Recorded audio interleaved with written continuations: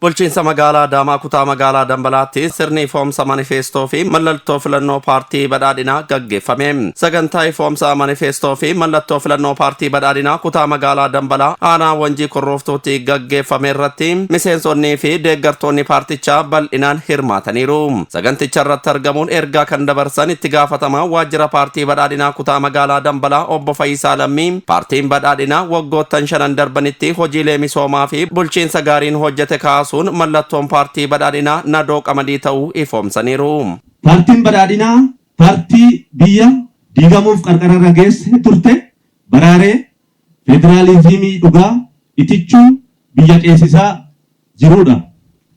Paartiin badhaadhinaa wadaa ummataaf gale gocha qabatamaatti jijjiiruun rakkoo hawaasa dinagdee hiikuun fayyadamummaa ummata keenyaa mirkaneessaa jirudha. Paartiin badhaadhinaa qormaata keessa taa'ee paartii seenaa hojjechuun biyya keenya Itoophiyaa sadarkaa addunyaatti dhageettii fi fayyadamummaan ishee akka dabalu gochaa jirudha. Sirna ifoomsa manifeestoo irratti argamuun yaada qooduun kallattii hojii kan kennan hojii raawwachiisaa olaanaa kutaa magaalaa Dambalaa obbo Imanuu Tashoomaa paartichi hojii misoomaa hawaasummaa fi diinagdeen hojjateen jijjiirama biyyaa fidaa paartii jiruudhaan keessumaa gama indaastirii carraa hojii lammiilee uumuu fi wabii nyaataa mirkaneessuuf hojii gaarii hojjetameen addunyaa beelaan nu beektu oomisha qamadii biyya alaa erguun addunyaa sooruu dandeenyeerraan dubbatan.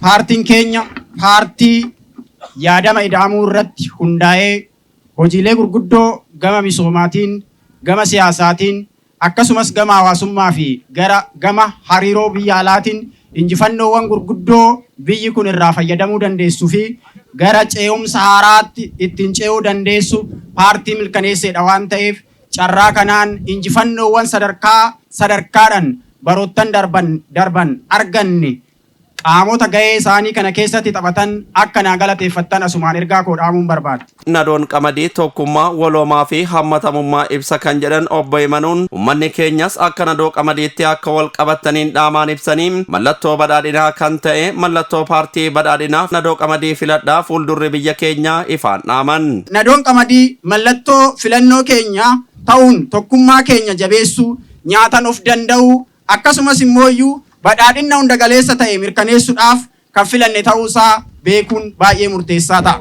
Kanarraa ka'uudhaan yookiin bu'uura kana godhachuudhaan qamadiin filannoo marsaa 7ffaa paartiin keenya qabatee dhiyaate ta'uusaa ifoomsuun barbaada. Kanaafuu hundi keenyayyuu nadoo qamadii haa filannuu. Ifni keenya fuuldurri keenya badhaadhinaa fuuldurri keenya ifaa jechuun barbaada. Hirmaattonni sagantaa yaadanuuf qoodaniin paartiin badhaadhinaa paartii misoomaa waan ta'eef filachuudhaaf qophoofneerra filannoof marsaa 7ffaa kanatti paartiin badhaadhinaa ni injifataan abdii qaban ibsan. Misoomaa nageenya waan hundaa waan agarre nu agarsiise kanaafuu ammallee duubatti akka hin deebine argitanii qamadii amma argitan kuni kan dur hin jirredha. Boneeni har'a kan arguun hidhaarumsaa Abbaay arguun xaa'oo biyya keenyatti warshaa dhaabuun kan hin jirre waan ta'eef ammallee fuulduratti ulaa galaanallee argachuudhaaf adeemsa inni deemu waan gaarii ta'eef filannoodhaaf kutannoodhaan itti deemaa jira. Namni kamiyyuu rakkina darbeerraa baratee paartii kana filatee waliin yoo deeme misoomatti nageenyatti hanceenu ta'a. Paartiin kun paartii gammadaadha. Itti gammannee jaalannee itti fudhannee mircaan keenya waan qamadiiti. Qamadii jechaan aadaa guddina kan ibsu tokkummaa keenya kan ibsu amma waliin qabannee akkanumatti guddina keenya dagaagsina. Akkuma beekamutti mootummaan badhaadhinaa uummata hirmaachisee qotee bulaa hin jedhu magaalaa hin jedhu magaalaa yookaan immoo qotee bulaa karaa magaalaatitti hirmaachisee hojjetaa jira. Kanaaf mootummaa badhaadhinaa jalatti hundeeffannee idaama jiru kana cimsinee sabaaf sablammii qabannee rakkina jirullee furaatuma mootummaa badhaadhinaa jala hiriiree diinagdee biyyattii guddisnee ceesisuun nurra jira kan jedhuun dabarsaa. Oolmaa koo hin qophoofne guutuutti qopheerra jirra.